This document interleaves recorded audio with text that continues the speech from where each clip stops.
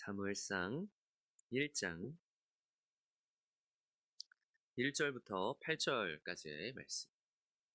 제 성경으로 408페이지에 있습니다. 사무엘상 1장 1절부터 8절까지.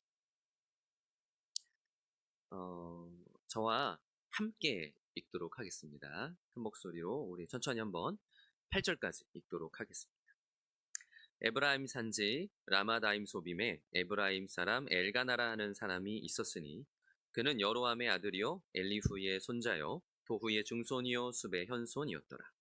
그에게 두 아내가 있었더니 한 사람의 이름은 한나요 한 사람의 이름은 브닛나라. 브닛나에게는 자식이 있고 한나에게는 자식이 없었더라.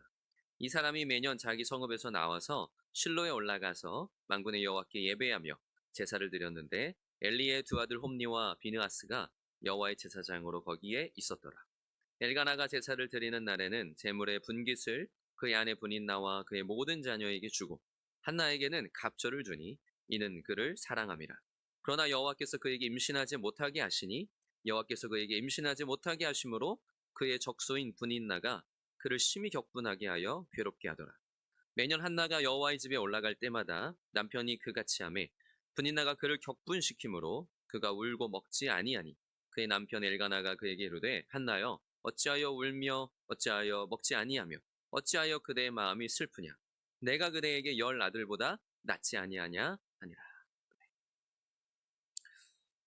오늘은 이제 사무엘상 강의 첫 번째 시간입니다. 이제 오늘부터 해서 우리가 드디어 사무엘상으로 왔어요. 사무엘상을 이제 여는 첫 번째 시간이다 보니까 제가 좀 이 시대적인 이해와 배경을 좀 설명하기 위해서 한 번 더 이 때가 여전히 사사시대였다는 것을 우리가 좀 상기할 필요가 있어요. 사울이 이제 나중에 이스라엘의 첫 번째 왕으로 세움을 받기까지는 여전히 사사시대인 것이고 이 사사시대와 사울이 왕으로 세워짐으로써 드디어 첫 왕정시대가 이제 열리는 이 중간을 연결하는 굉장히 중요한 인물이 사무엘이에요. 제가 성경에서 가장 좋아하는 인물 중에 한 명이기도 한데 이 이제 사무엘을 통하여 하나님께서 어떤 이 사사시대를 마무리하시고 왕정시대를 여시는 이런 이야기를 우리가 보게 됩니다. 그럼 우리가 이제 작년 하반기에 이제 제가 주일 설교를 통해서 사사기를 많이 좀 설교했었어요.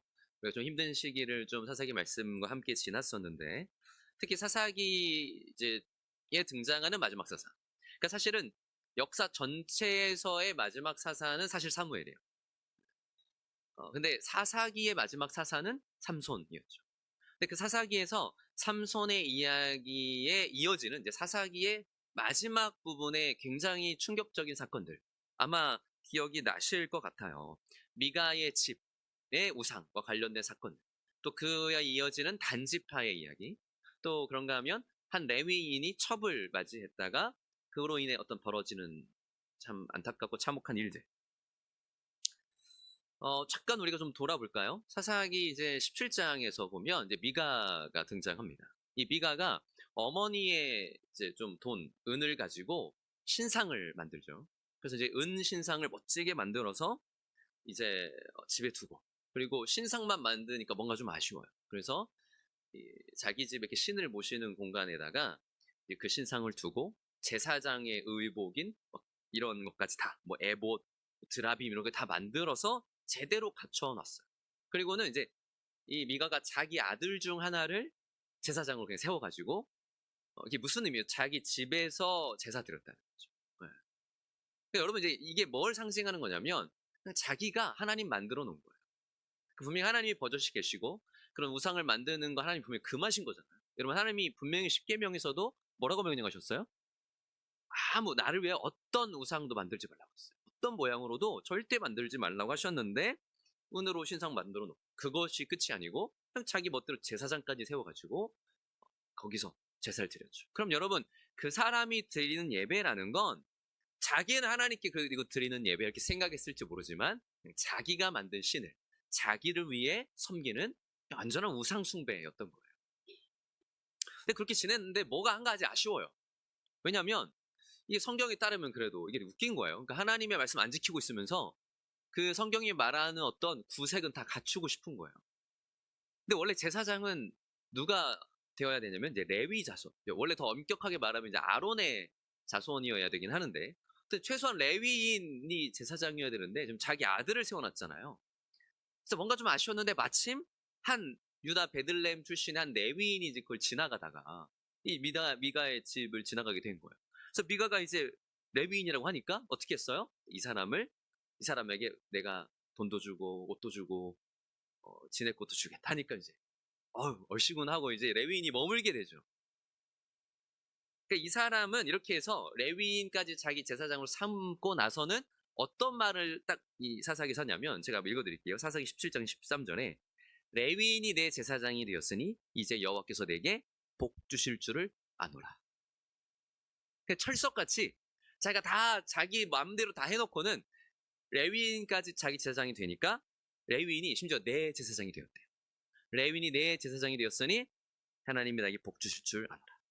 그러니까 그의 신앙이라는 거, 이 미가를 통해, 근데 이건 여러분 미가 한 사람의 신앙을 고발하는 게 아니라고 했어요. 이게 당시 이제 이스라엘의 영적 상태였다는 거예요. 그러니까 하나님의 명령대로 하나님을 정말 경외하고 섬기는 게 아니라 이 미가를 통해 보여지는 이스라엘의 영적 상태는 뭐예요? 자기 하나님을 섬기는 거예요. 결국 우상을 숭배하고, 또 그 목적조차 뭐예요? 그냥 복 받고 싶은 거예요. 그리고 복을 받기 위한 조건을 충족시키는 정도인 거예요. 내가 이렇게 하면 복 주겠지? 근데 이건 진짜 신앙이 아니죠. 최근에 제가 많이 강조하지만 진짜 신앙은 오직 이 하나님과의 관계 안에 있어요. 근데 하나님과는 전혀 관계없이 그냥 내가 원하는 것들을 이루기 위한 조건을 충족시켜가는 모습. 이스라엘의 영적 상태가, 이스라엘의 마음이 온통 어디에 있었다는 거냐면 자기가 원하는 거 이루는 거, 자기 욕심 채우는 거. 그러니까 이렇게 자기 소견에 오른 대로 했다는 거잖아요.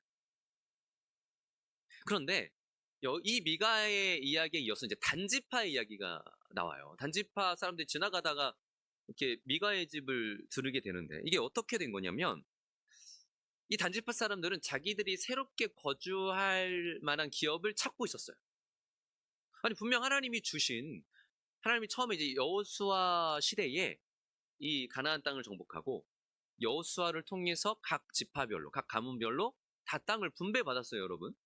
그런데 단지파는 그렇게 자기가 여호와께 분배받은 기업의 땅을 버려놓고는 다른 기업 찾아가고 있는 거예요. 하나님께서는 여러분 땅을 분배해 주셨다고 해서 이 가나안 땅에 있는 모든 가나안 족속들, 그 이방 민족들을 싸그리 청소해 주신 건 아니었어요. 그 각 기업으로 받은 땅에 들어가면 여전히 누가 남아있어요? 가나안 이 이방 민족들이 남아있어요. 근데 이거는 하나님이 분명히 못 쫓아내신 게 아니라 성경을 보면 하나님이 남겨두셨다고요. 남겨두신 거예요. 일부러. 근데 왜 남겨두셨을까요? 여러분 이스라엘 전체로서는 물론 가나안 땅을 분배받고 그 땅에, 약속의 땅에 들어가는 건 이미 하나님이 정하신 일이에요. 하나님이 내가 주겠다 하셨으면 주시는 거예요. 근데 여러분 그 과정이, 이스라엘 백성들이 가나안 땅에 들어갈 때 그 가나안 족속을 몰아내려면, 전쟁에서 승리하려면 이스라엘에게 힘과 군사력이 필요했나요? 이스라엘에게 뭐가 필요해요? 사실 여호와 하나님을 믿는 믿음으로만 이기는 전쟁이었어요. 그러니까 그들에게 군사력이 없고 뭐 사실 너무 아무것도 없는 이들이지만 그 강한 가나안 족속을 오직 여호와 하나님의 말씀을 의지하고 믿는 믿음으로만, 즉 순종함으로만 이길 수 있었잖아요. 그 견고한 여리고성 어떻게 무너졌어요? 막 뭐 갖다 대포 쏴서 무너뜨렸어요? 아니죠. 뭐 그때 대포도 없었지만 그냥 하나님 말씀대로 매일 돌았잖아요. 그냥 이 여리고성 한 바퀴씩 돌고, 일곱째나 일곱 바퀴 돌고 소리 질렀더니 무너졌어. 여러분 오늘날 우리가 어디 무너뜨리고 싶으면 가서 돌면 무너져요? 아니잖아요. 근데 뭐 그런 게 아니고 뭘 얘기하는 거예요? 이스라엘은 온전히 하나님 말씀 믿고 그 말씀에 순종할 때 승리했다. 근데 그렇게 해서 들어갔지만 이제 각 지파별로 자기의 분배받은 땅으로 들어갈 때, 그 기업으로 들어가서 살 때 여전히 하나님은 거기에 남아있는 가나안 족속들을 두셔서 그들이 살아가면서도 계속 어떻게 해야 이들을 완전히 몰아낼 수 있어요? 여전히 또 똑같아요. 원리는 믿음으로 살아야 돼요. 믿음으로 여호와 하나님만 의지하여 살아가야만 남아있는 그 이방 족속들을 몰아낼 수가 있었다. 그러니까 지금까지는 이스라엘 하나님의 백성 전체로서 참여했던 전쟁이라면 여러분 우리도 그렇잖아요. 이제 각자의 삶의 자리로 돌아가서도 우리가 믿음으로 싸워야 되잖아요. 그러니까 이 기업을 받은 각 지파들 역시도 자기의 삶의 자리에서 여전히 믿음으로 감당해야 되는 싸움을 하나님이 남겨두셨다. 왜요? 하나님께서 이들을 가나안 땅에 들어가게 하신 목적이 그냥 그 땅 들어가서 그냥 맘 편하게 잘 먹고 잘 사는 게 아니니까. 뭘로 살아야 되니까? 믿음으로 살아야 되니까. 그리고 여전히 그들은 그 믿음으로 산다는 게 뭔지를 배워가야 했어요. 심지어 성경에는 어떤 말씀도 있냐면 전쟁을 알지 못하는 세대를 위해서 남겨두셨다고 그래요. 그러니까 이제 처음에 가나안 땅에 들어갈 때는 사실 출애굽 2세대인데 이들은 1세대들은 다 광야에서 죽었고 이 2세대들은 어쨌든 그 광야 시절도 겪었고 가나안 땅 들어갈 때 그 수많은 전쟁을 겪었잖아요. 그럼 이들은 그래도 알고 있어요. 아, 하나님의 백성은 어떻게 해야 승리하는 거야? 하나님의 백성은 무엇으로 사는 거야? 진짜 믿음으로 이긴다는 게 뭐고 하나님이 승리하게 하신다는 게 뭔지를 계속 경험한 세대예요. 그런데 이들이 가나안 땅에 들어가서 이제 살아갈 때는 이제 좀 그래도 광야처럼 막 그렇게 떠도는 때도 아니고 정착하여서 어느 정도 안정된 때잖아요. 근데 즉 전쟁을 모르는 세대예요. 그래서 하나님은 그 세대가 하나님을 모른 채 살아가지 않도록 남겨두시고 그러니까 그들도 여전히 뭐 해야 돼요? 믿음으로 계속해서 그 남아있는 이방 민족들을 싸워야 돼요. 동시에 또 무엇이 있었냐면 하나님은 그 남겨두신 이방 민족들을 통해 이스라엘에게서 믿음을 보고 싶으셨어요. 무슨 말이냐면 이스라엘 백성들 곁에는 항상 아주 가까이에 쉽게 말하면 세상 사람들이 있는 거예요. 우리들도 하나님 믿지만 항상 우리 곁에 누가 있어요? 세상 사람들 있어요. 세속적 방식으로 살아가는. 똑같아요. 이 이스라엘 백성들이 가나안 땅에서 살아가지만 자기 굉장히 가까운 곳에 이 이방 민족이 있어요. 그들은 여전히 우상을 숭배하고 또 이방 풍습을 가지고 있고 한마디로 세속적 방식으로 살아가는 거예요. 그럼 그걸 보면 유혹이 생겨요. 여러분 이스라엘 백성들은 광야 시대를 겪었고 애굽에서는 목축을 했어요. 근데 가나안 땅에 들어와서는 이제 뭐 하고 살아야 돼요? 이제 농사 지어야 돼요. 그럼 농사를 이스라엘 백성들이 잘 지을까요? 아니면 원래부터 거기 살던 이방 민족 사람들이 잘 지을까요? 당연히 이 가나안 족속들, 이방 족속들이 잘 짓죠. 그러면은 이스라엘 백성들이 볼 때 쟤네는 농사도 잘 짓고 그럼 당연히 소출도 잘 얻는 것 같아. 비결이 뭐야?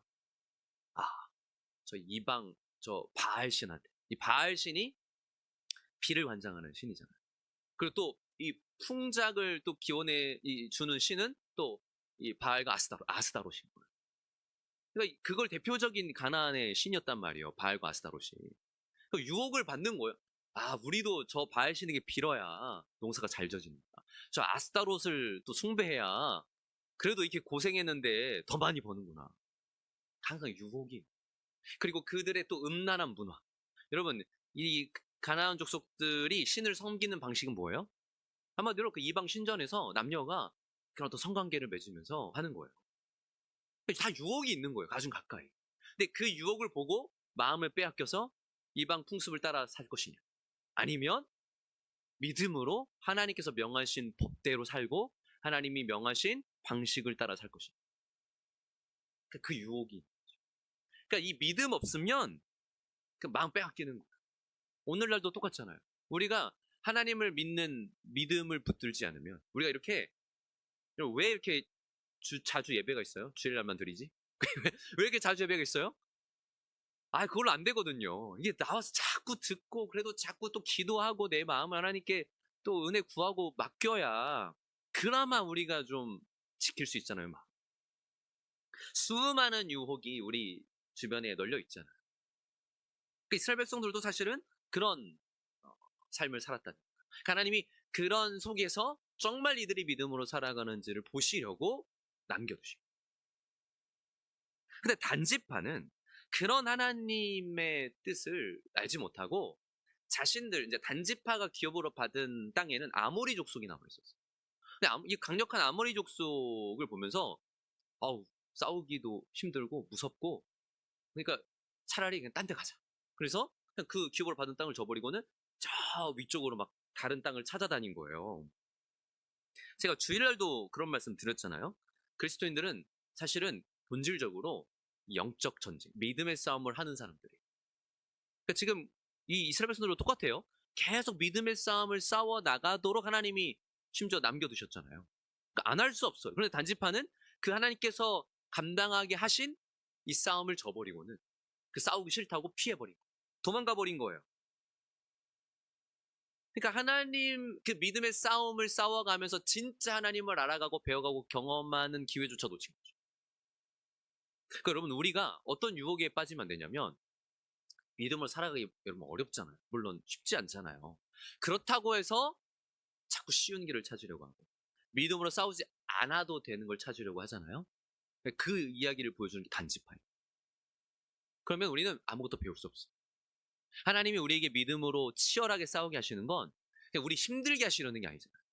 그 싸움의 과정을 통해 우리 진짜 누굴 알아가는 거예요? 하나님을 알아가는 거고요. 믿음을 배워가는 거고요. 진짜 살아계신 하나님을 경험하는 거예요. 그 싸움 싸우지 않으면 우리 이거 모르는 거예요.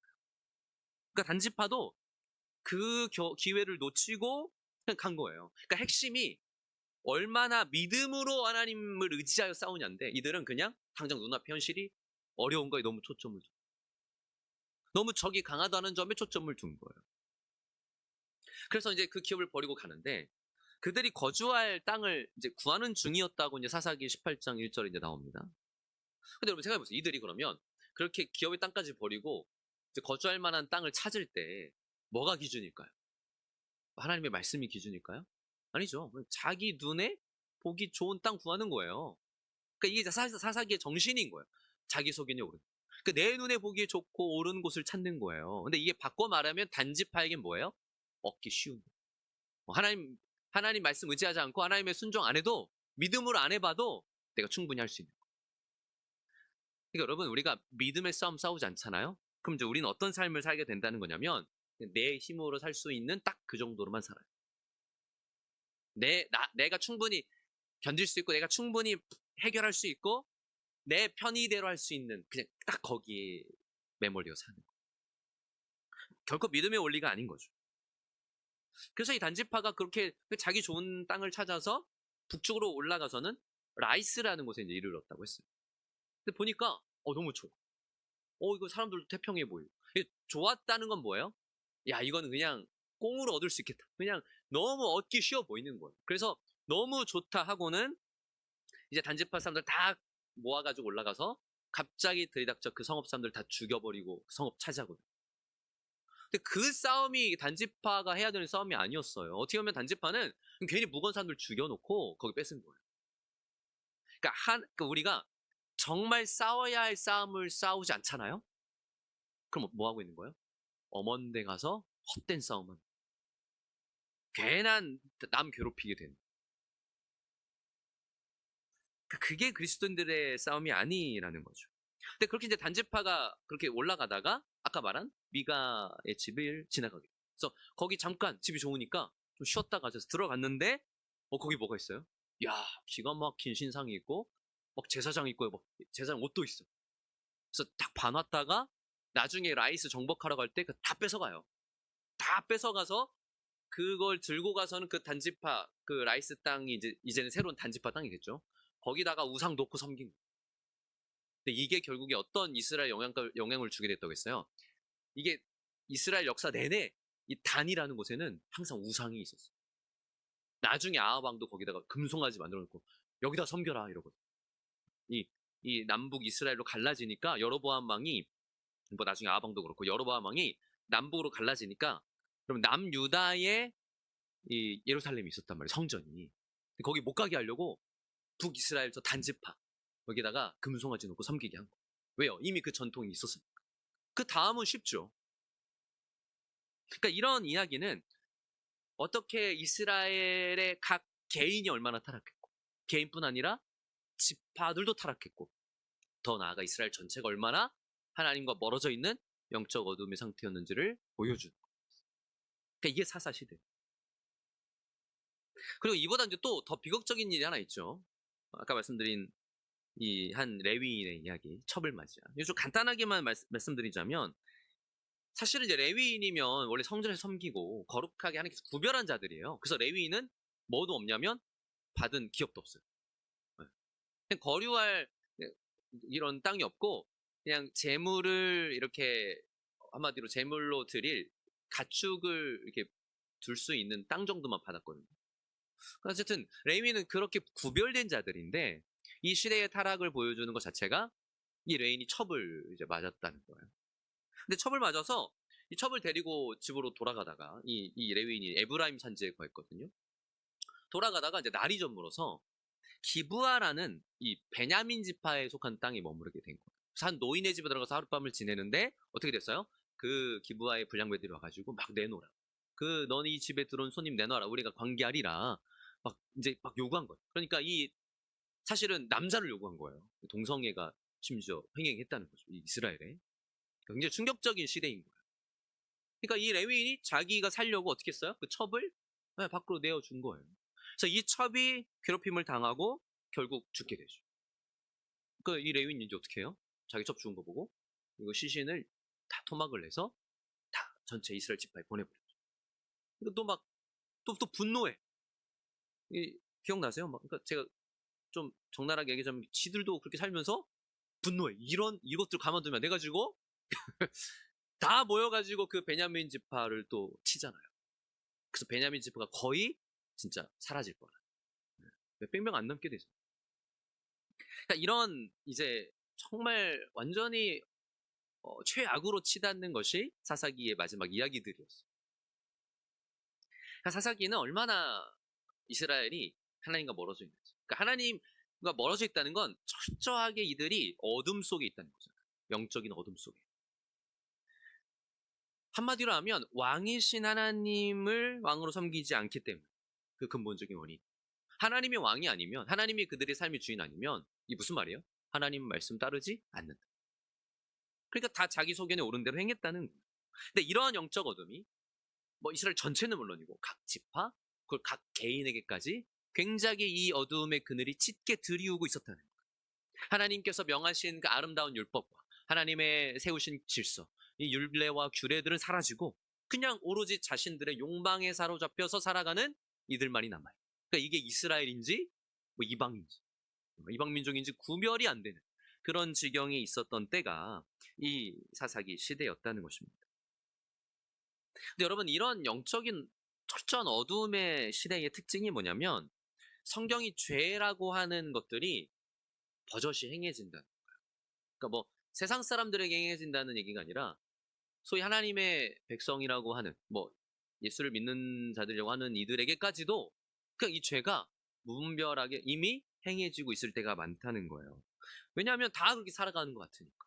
뭐 나만 굳이 거룩하게 살고 뭐 나만 구별된 삶을 살 필요를 잘 못 느끼는 거죠. 점점 무뎌져 가는 거예요.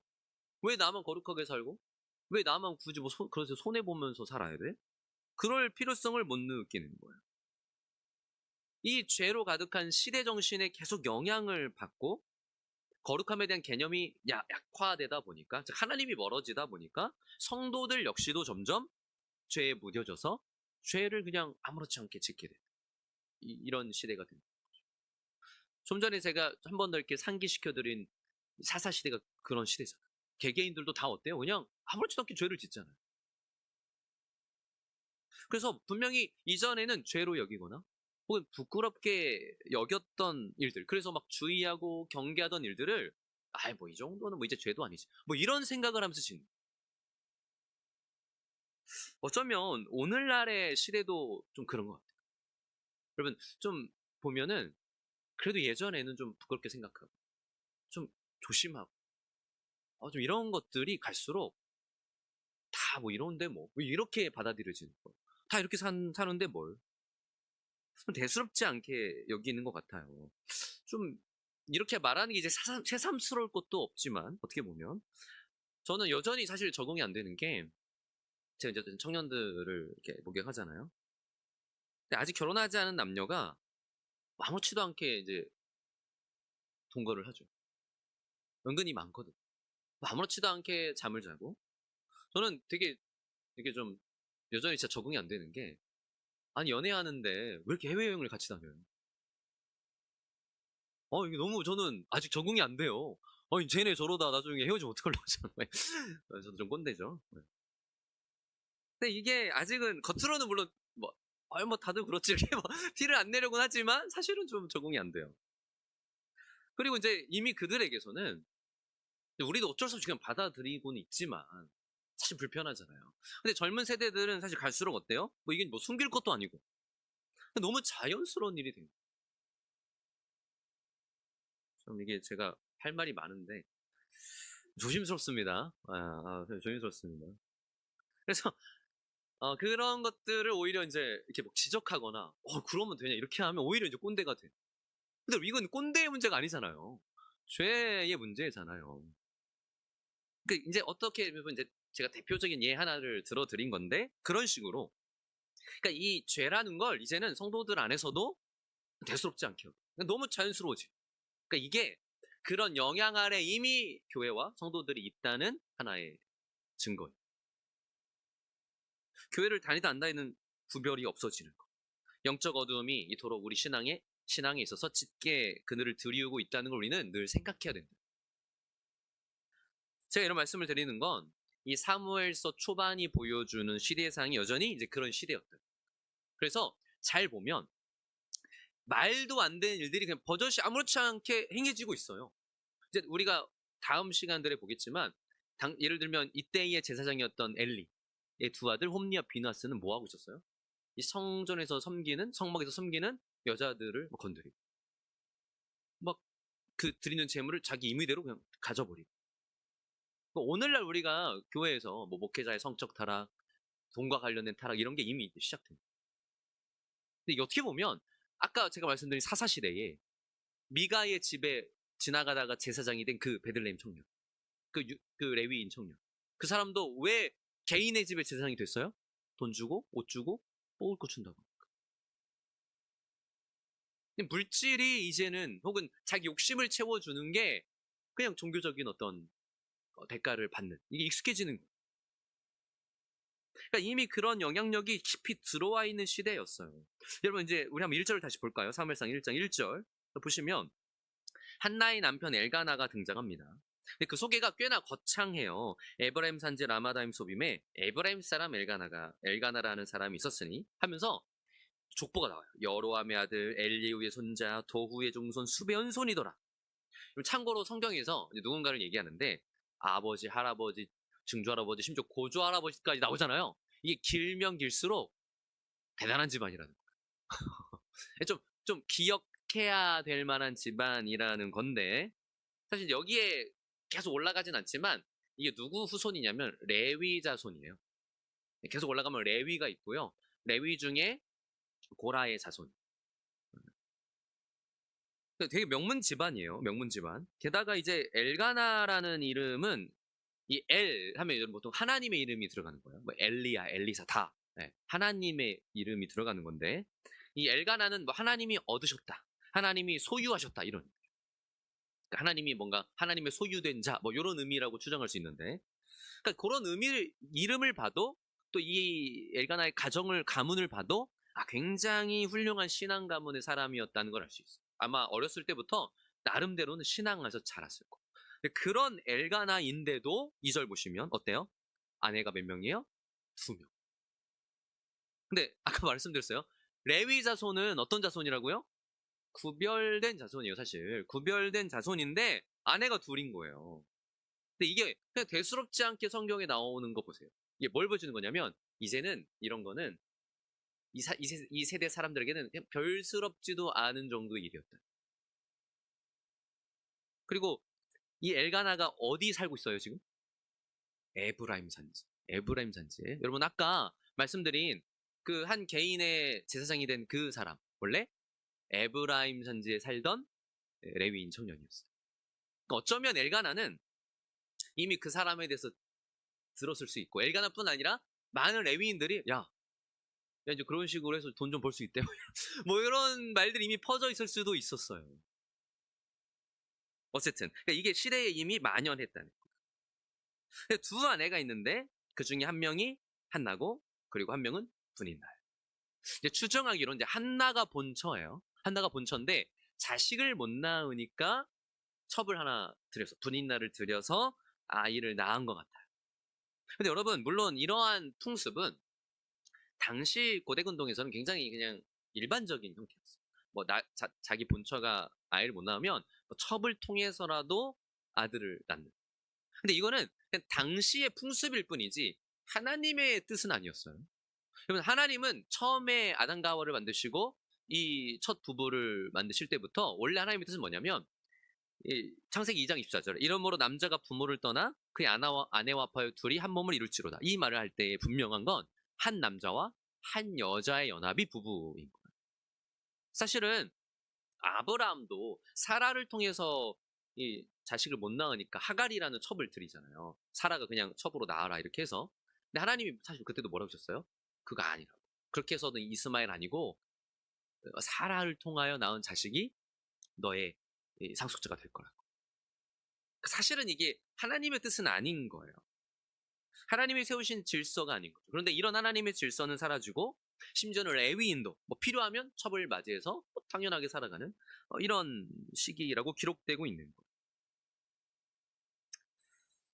그러니까 엘가나 같은 명문 가문의 사람조차도 뭐 대수롭지 않게 이렇게 살아가고 있는 그런 시대. 사실 엘가나 꽤 괜찮은 사람이거든요.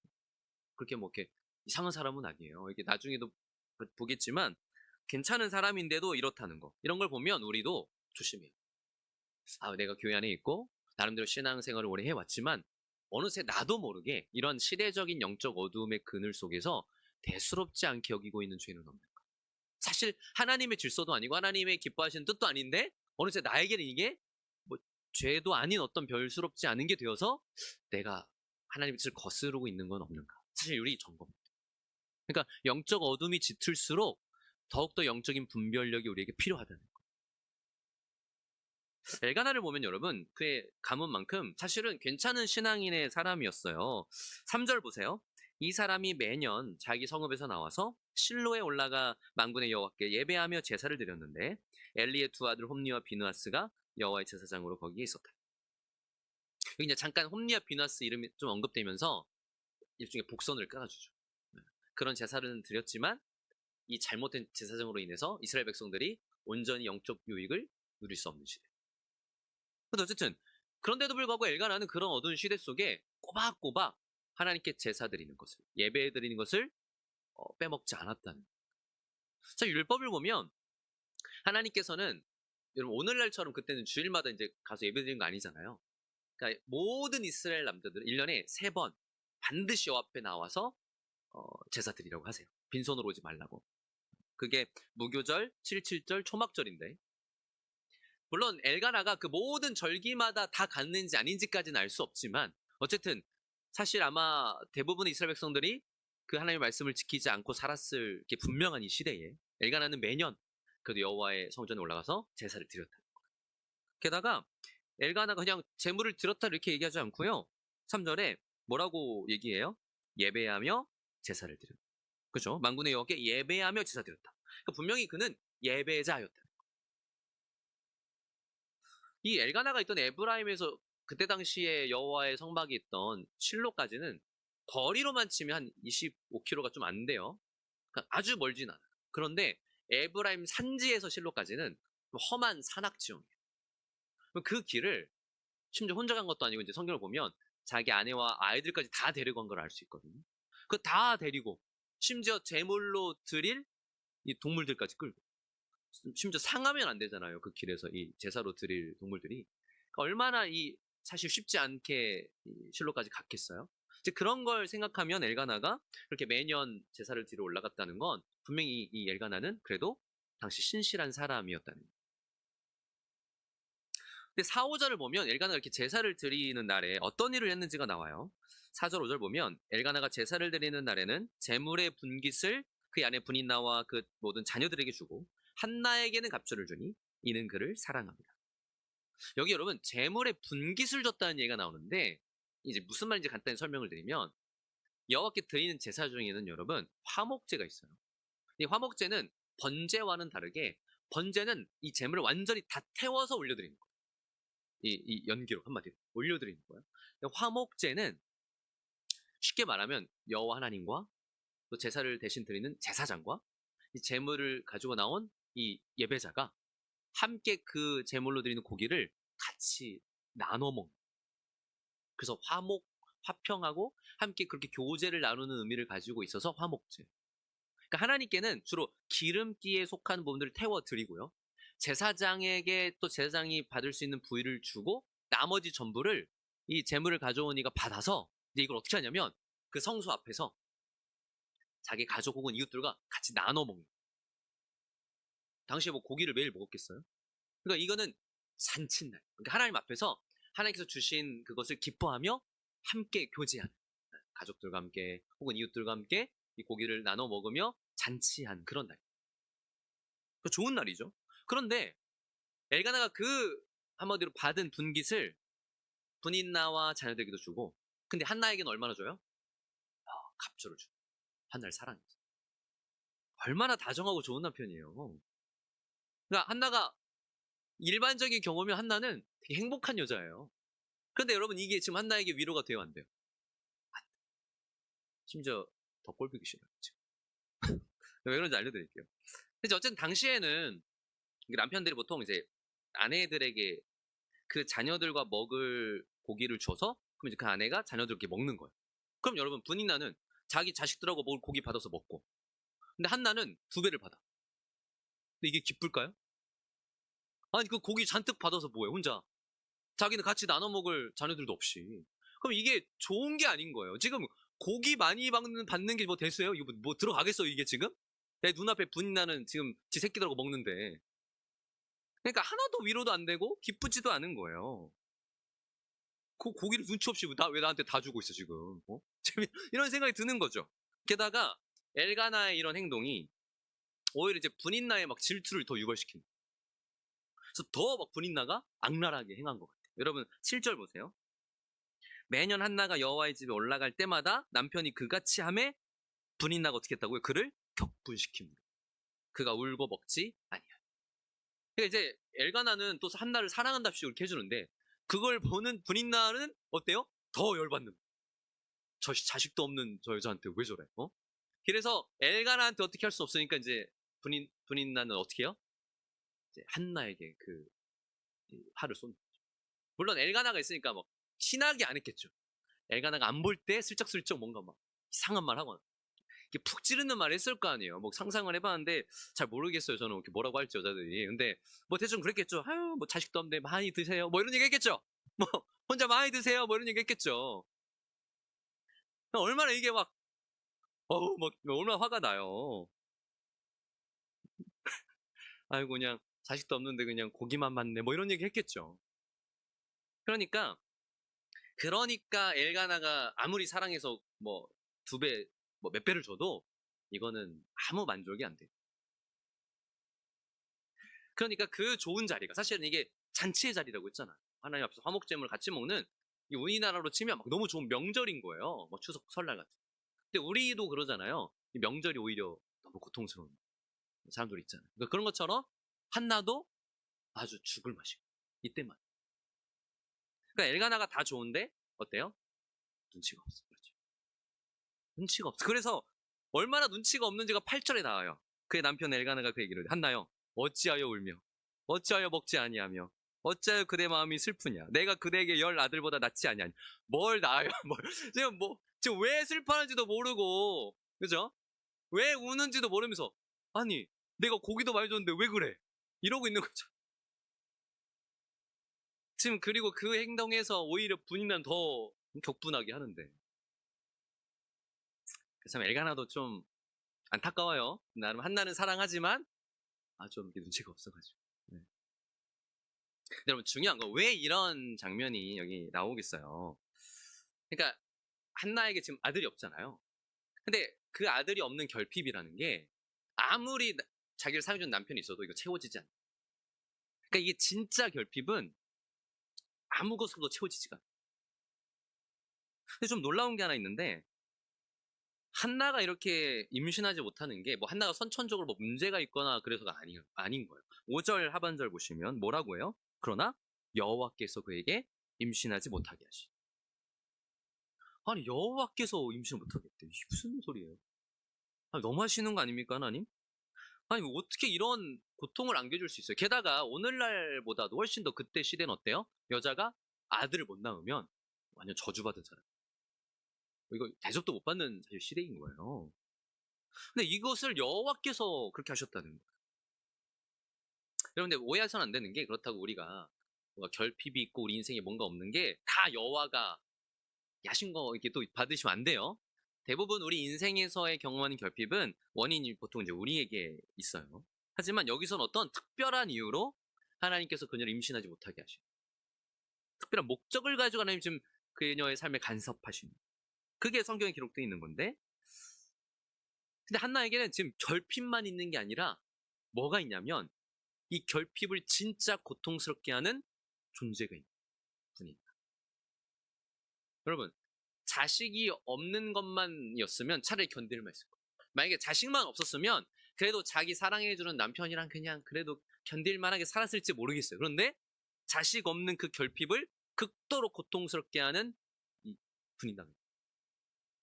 그래서 성경이 분인나를 뭐라고 6절에 표현하냐면 그의 적수인 분인나가 그죠? 그의 적수라고 표현해요. 적수인 분인나가 그를 심히 격분하게 하여 괴롭게 하다. 참고로 여기 적수라고 번역된 단어가 히브리어로 짜라인데 이게 원래 성경에서 고통, 역경, 고난 이렇게 더 많이 해석되는 단어. 무슨 말이냐면 한나의 진짜 고통은 뭐예요? 분인. 물론 결핍이 또 원인이지만 이걸 진짜 고통이 되게 하는 건 그 적수, 그 고통을 주는 분인나가 있기 때문에.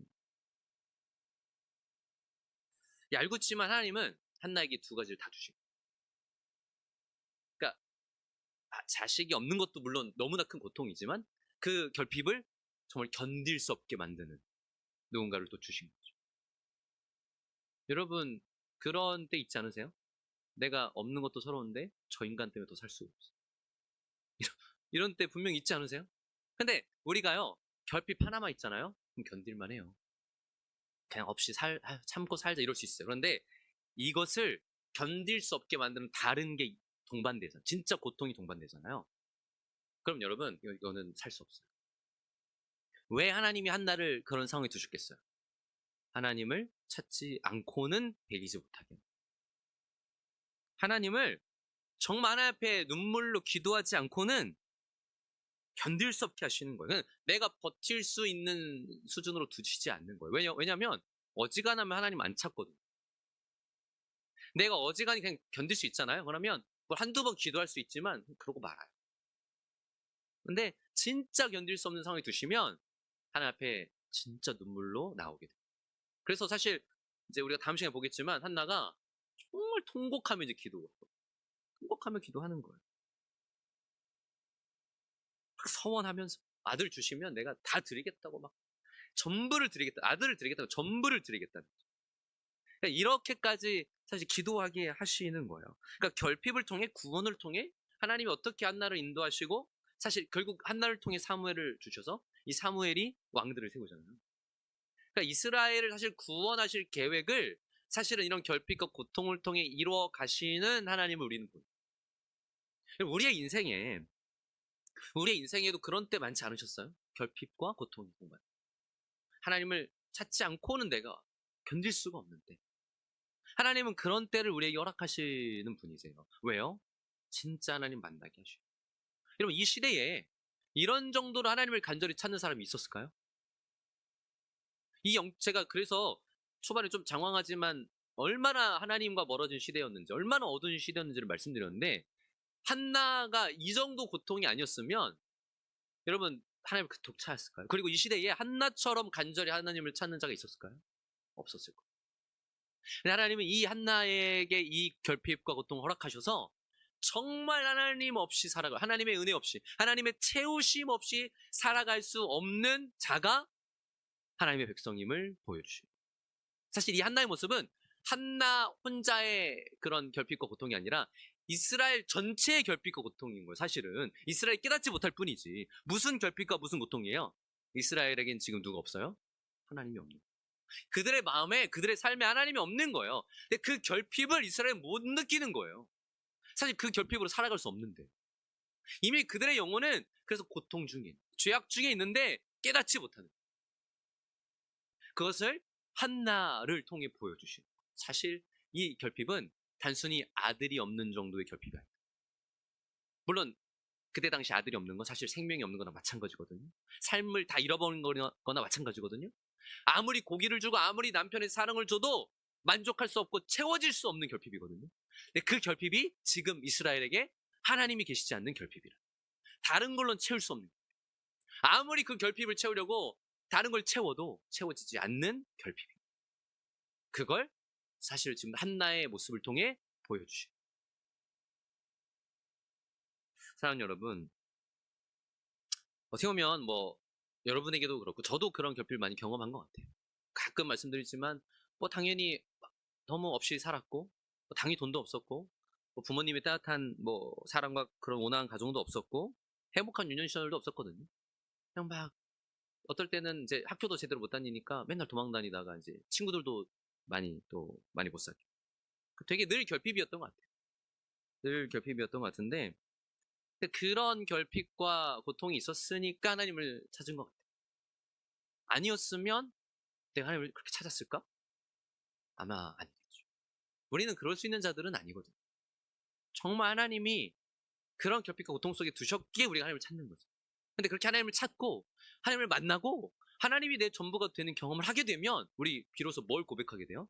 아, 내가 다른 거 없어도 하나님으로 만족하는 자구나. 하나님이 내 전부가 되시면 오히려 그 결핍이 그 고난이 나에게 유익이구나. 심지어 이런 말도 안 되는 고백을 하게 되는 거죠. 하나님은 그런 자리까지 우리를 데려가시는 거예요. 그게 은혜인 거예요. 그냥 어두운 시대, 완전히 죄악이 만연한 시대, 그 시대 속에서 그냥 죄 중에 죽지 않게 하시는, 그냥 그 가운데 멸망하는 자가 되지 않게 하시기 위해 하나님이 우리를 만나시는 통로로 고난과 결핍을 때로는 사용하신다. 여러분, 여러분에게도 그런 고백이 있으실 거라 믿어요. 그리고 그 과정을 통해 아마 여러분이 오늘 이 자리에 계신 거죠.